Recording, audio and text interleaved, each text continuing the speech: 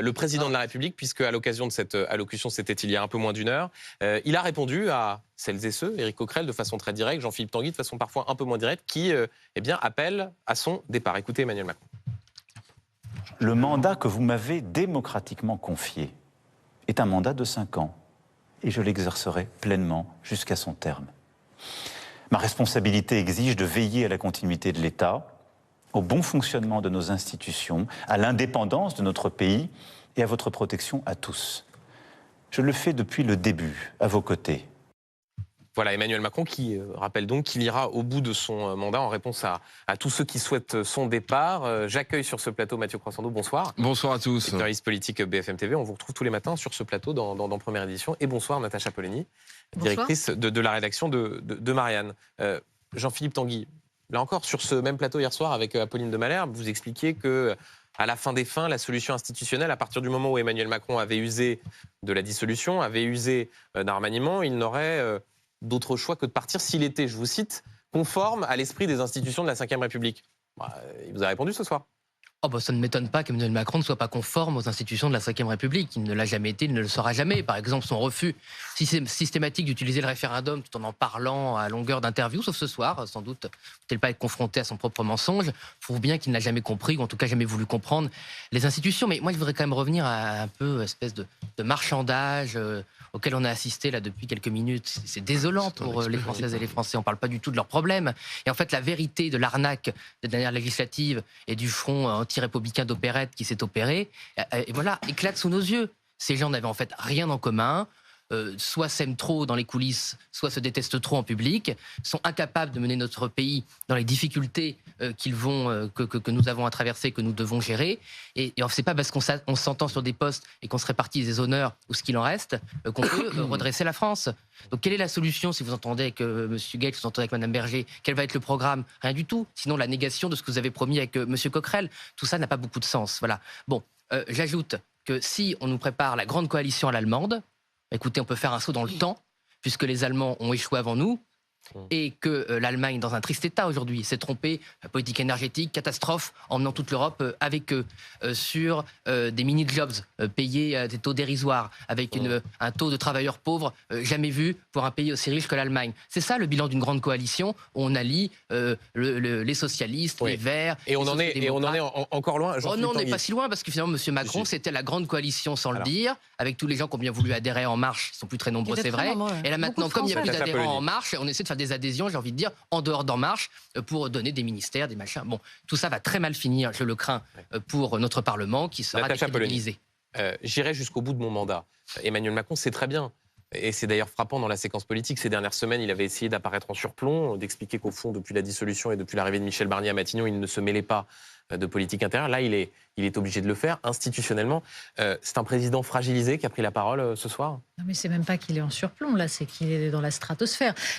Premier point, je ne sais pas ce que nous faisons ici à organiser une édition spéciale ou quoi que ce soit, parce que Emmanuel Macron n'a rien dit. La situation justifie, Natacha Polony, et merci d'être là d'ailleurs. Et c'est important pour les Français d'avoir des débats de fond et des débats politiques. Mais le prétexte de cela, l'intervention du président de la République, mais il n'y a rien dedans, mis à part l'idée que rien n'est de sa faute.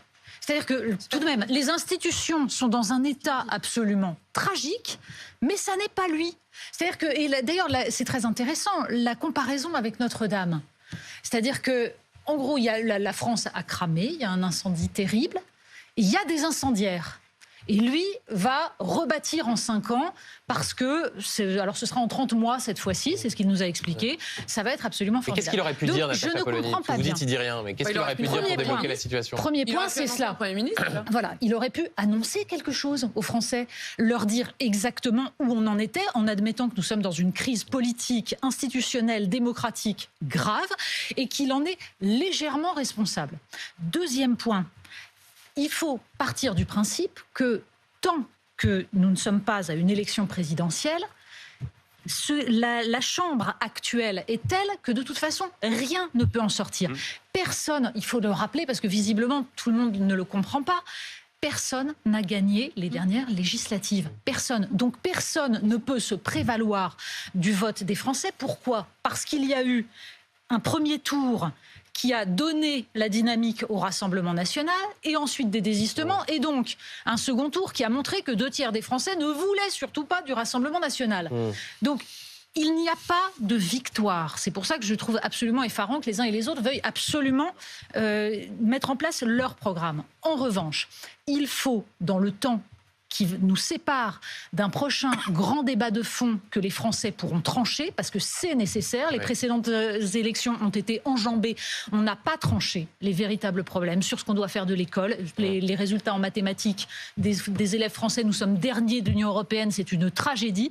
Tout ça n'a pas été tranché parce qu'Emmanuel Macron n'a pas voulu en 2022, parce qu'il a organisé des élections législatives dans l'urgence, donc ça doit être tranché. En attendant, il faut que des gens de bonne volonté s'entendent, travaillent ensemble à peu près pour que ça tienne, en sachant qu'il n'y aura pas de rupture. Les Français veulent une rupture. Les Français veulent une rupture, mais elle ne peut pas venir dans l'état actuel de l'Assemblée. C'est ça qu'il faut admettre. Les Français veulent une rupture, mais il ne faut pas la faire. C'est pas qu'il ne faut pas, c'est qu'on ne peut pas. Les Français veulent la faire, et vous proposez qu'on fasse l'inverse. Vous comprenez que Éric Coquerel, vous comprenez que ça ne peut pas tenir. Alors, je vais vous expliquer un truc mathématique. Parce que vous admettez vous-même que les Français la veulent. Je vais vous expliquer, Éric Coquerel, un truc mathématique.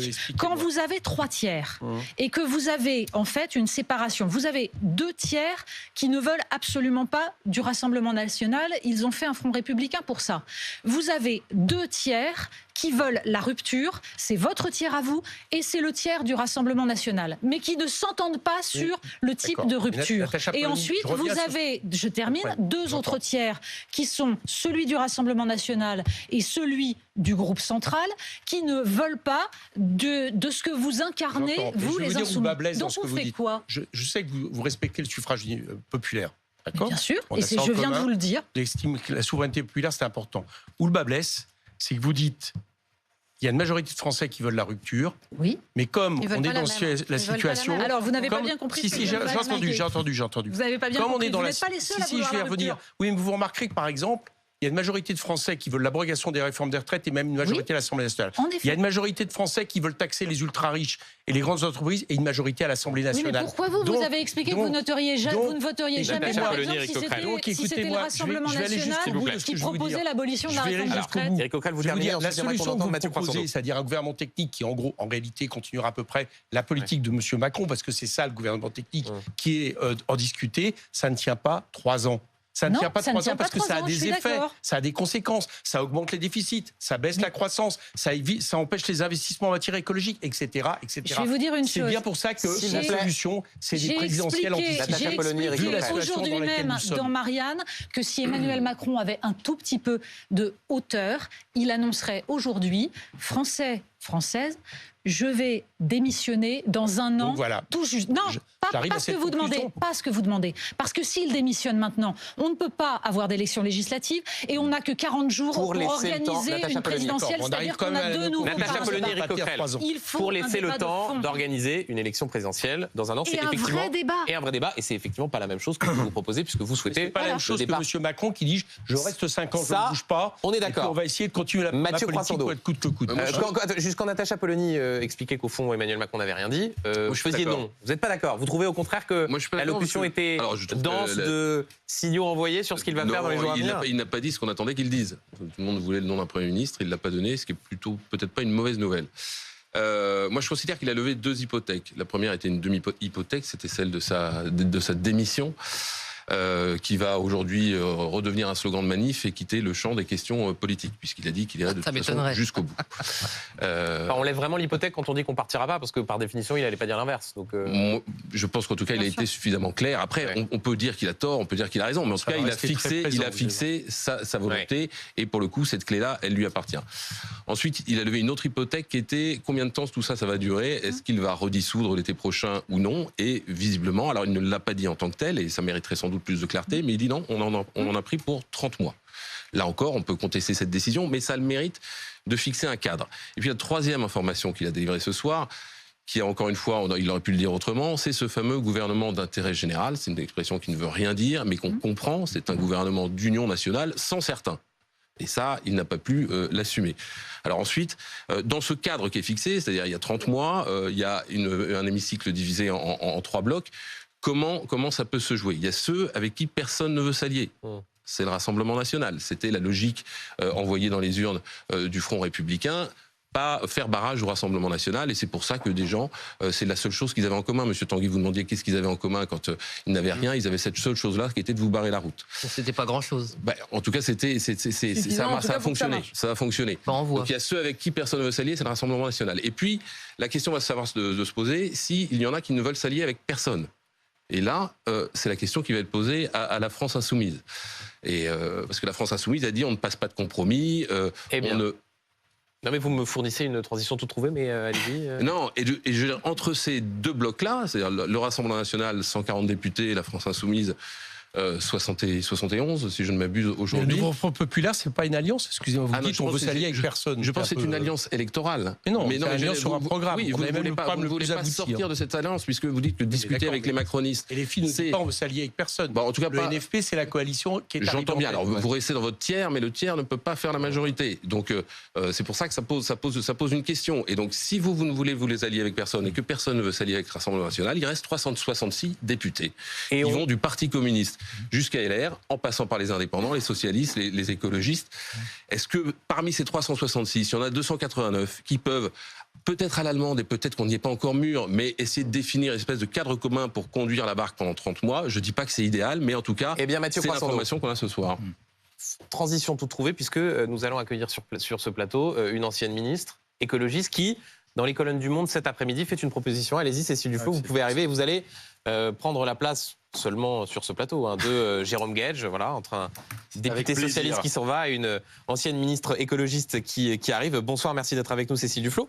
Et de fait, vous dites dans les colonnes du Monde cet après-midi, mon option est la constitution d'une coalition climat et sociale qui doit aller des écologistes au bloc central, qui exclut donc celui que vous avez à votre gauche, Jean-Philippe Tanguy, là-dessus pas beaucoup de surprises, mais aussi Éric Coquerel, qui est à l'autre bout, député insoumis de Seine-Saint-Denis, président de la commission des finances. Ça veut dire que la solution, elle se fait avec donc, les écologistes et Aurore Bergé. Est-ce que vous avez vu des éléments qui vous paraissent encourageants dans la prise de parole du président de la République? J'ai écouté Emmanuel Macron, qui vraiment, mais là je partage ce qu'a dit Natacha Polony dans les grandes largeurs, c'est qu'en fait il a non seulement rien dit, donné des leçons, expliqué que tout le monde avait fait n'importe quoi, que lui était formidable. Enfin, en fait je pense qu'il serait mieux qu'il se taise et qu'il laisse les parlementaires travailler.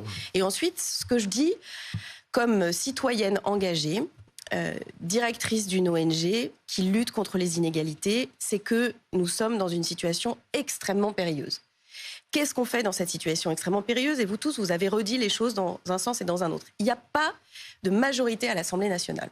Et j'ai écouté aussi avec beaucoup d'attention Jean-Luc Mélenchon qui s'est exprimé sur TF1, qui explique, et il a une ligne, une stratégie, c'est pas nouveau chez Jean-Luc Mélenchon, il est très constant, et un objectif, sa candidature à la présidentielle, son programme, il a dit, on est le seul parti qui a un programme.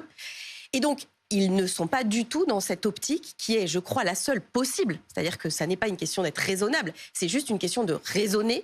Qu'est-ce qu'on fait avec cette Assemblée telle qu'elle est aujourd'hui?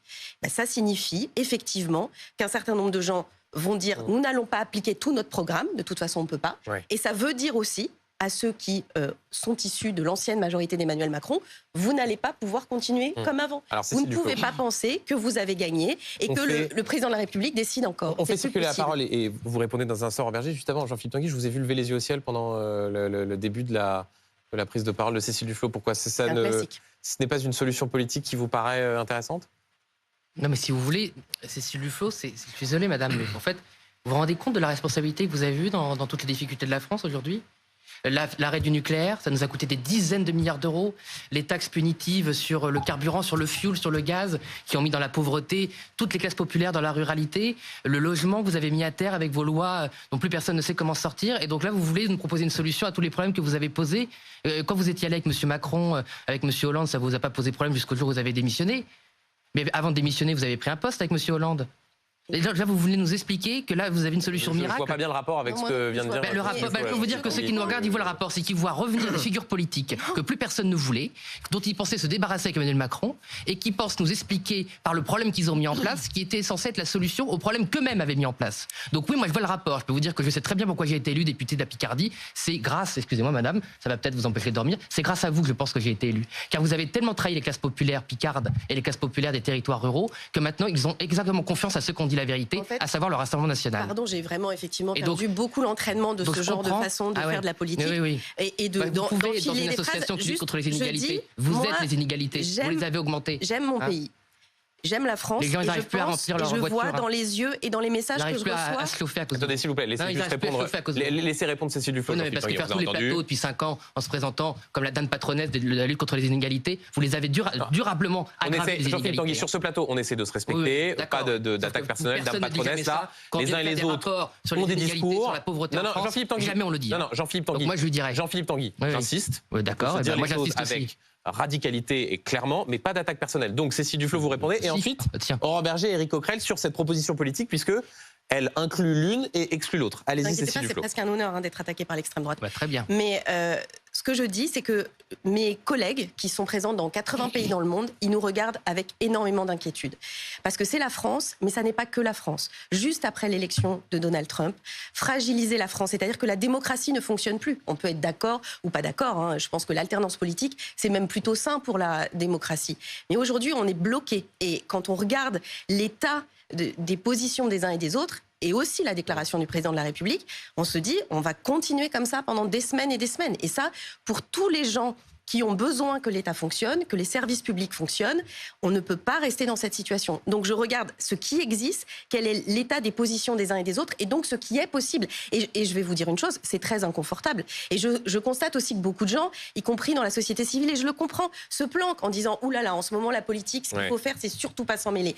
Mais j'ai des convictions qui sont des convictions de longue date, que personne ne pourra m'enlever, qui n'ont pas changé, mais en revanche, je garde les yeux ouverts sur la réalité politique. Et vous excluez donc Éric Coquerel de cette... Non, je suis très content d'entendre Éric Coquerel justement mais je veux juste dire, je peux dire à Éric, je prends acte de la ligne politique de son patron, que je connais très très bien, qui est très constant, mais qui est très clair. Et juste Cécile Duflot, Éric Coquerel, je donne la parole dans un instant, puisque vous citiez la prise de parole de Jean-Luc Mélenchon. Jean-Luc Mélenchon qui a parlé sur l'allocution du président, d'un bavardage creux et prétentieux en donnant des leçons à tout le monde la vie du Parlement. C'est ce que M. Macron a qualifié d'anti-républicain. Il n'a jamais été élu dans aucune assemblée. Il redemande sa démission cet été. Il a élu pour ça, il l'a dit, lui est génial, tous les autres sont des imbéciles. Le général de Gaulle est parti quand il a eu le sentiment de n'être plus soutenu par les Français. Voilà Jean-Luc Mélenchon qui donc, une nouvelle fois ce soir, chez nos confrères de TF1, rappelle sa demande d'une démission du président de la République. Éric Coquerel, est-ce qu'en rappelant et en martelant cette volonté qu'Emmanuel Macron quitte le pouvoir, ce à quoi il vous répond ce soir, est-ce que vous ne vous placez pas en marge de tous les partenaires avec lesquels vous aviez essayé de trouver une solution politique? Je crois que je ne suis pas du tout en marge de la population française. Je ne sais pas si je suis en marge de quelques groupes politiques, mais alors par rapport à ce que pense le peuple français, manifestement, apparemment, à 64%, je ne me sens pas en marge du tout. Enfin, je vous réponds. Et même par rapport à ce qu'ont pensé nos électeurs au moment où ils ont mis un bulletin de vote NFP, je ne me sens pas en marge. Et si je vous dis ça, je le répète encore aujourd'hui, j'étais un député qui était présent à une manifestation de plusieurs dizaines de milliers de personnes, de tous les syndicats cet après-midi. Je peux vous assurer que la ligne qui consiste à expliquer qu'on va faire une coalition avec des gens qui font une politique absolument désastreuse pour le climat, désastreuse pour l'égalité, désastreuse même d'un point de vue, j'allais dire, sécuritaire et autoritaire, là, ils ne comprennent pas. Donc je vous réponds là-dessus. Je voudrais revenir sur, par rapport à Cécile, qui est non seulement de gauche, mais qui est une amie. Oui, bien sûr. Je ne comprends pas la position qui peut être prise de ce type. Pourquoi ? Parce que Cécile, elle dirige Oxfam avec qui nous faisons beaucoup de choses, qui dénonce toute la question des dégâts du néolibéralisme dans le monde, en termes de développement des inégalités, de non-réponse à l'urgence climatique, etc. Il y a une urgence.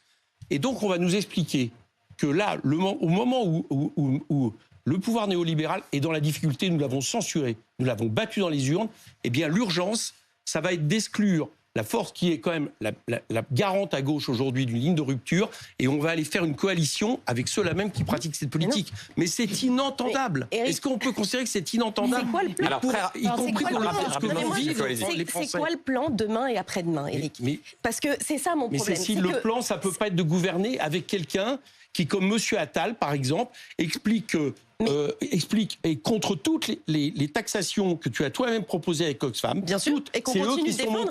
Il faut que ce gouvernement... À l'Assemblée, c'est eux qui sont montés le plus férocement, y compris sur les quelques articles que M. Barnier proposait à ce niveau-là. C'est pour ça que je dis qu'il faut que ça bouge. Sur ceux qui, quand on leur dit qu'il faut des investissements, ils ne bougent. Enfin, comment peux-tu penser et laisser... Non, mais ce qui est grave, c'est que tu laisses aux électeurs l'illusion qu'ils pourraient bouger et que donc l'issue politique de la défaite du macronisme, ça serait de permettre aux macronistes de revivre. Parce que c'est ça que vous êtes en train de proposer. Qui vous? Alors, Cécile Duflot en quelques secondes et ensuite, bien évidemment, on va retrouver Léopold Audebert à l'Élysée. Très rapidement, s'il vous plaît. Juste répondre parce que les électeurs, ils ont fait quelque chose de très intéressant. Ils se sont mobilisés en masse pour dire qu'ils ne voulaient pas de l'extrême droite. Et même des électeurs macronistes à plus de 40%, même avec des instructions de ne pas voter pour les candidats LFI, ont voté pour les candidats LFI. Donc le mandat qui a été donné à cette Assemblée, il est clairement de s'opposer aux mesures d'extrême droite. On peut être content, pas content, c'est une réalité. Excuse-moi, mais ça fait pas un programme. Si c'est le seul programme, M. Tanguy sera bientôt ministre de ce pays.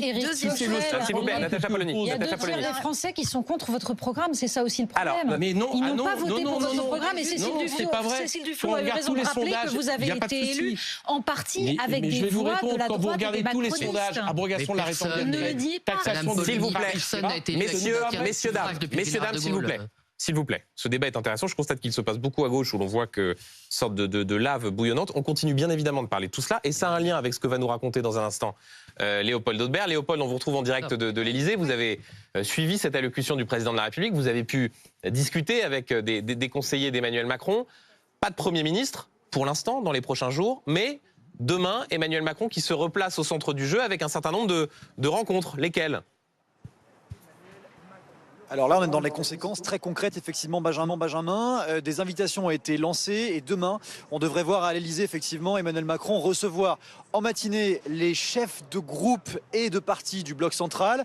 En fin de matinée, ça sera cette fois-ci ceux du PS et en début d'après-midi, ceux de la droite républicaine.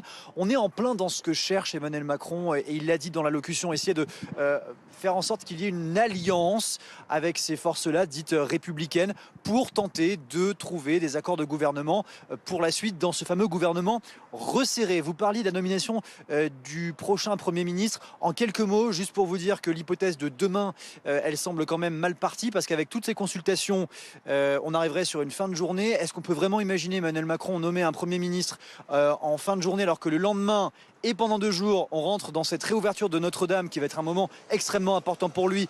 Pas vraiment, donc on se projette plutôt vers lundi, même s'il faut rester évidemment prudent, Benjamin.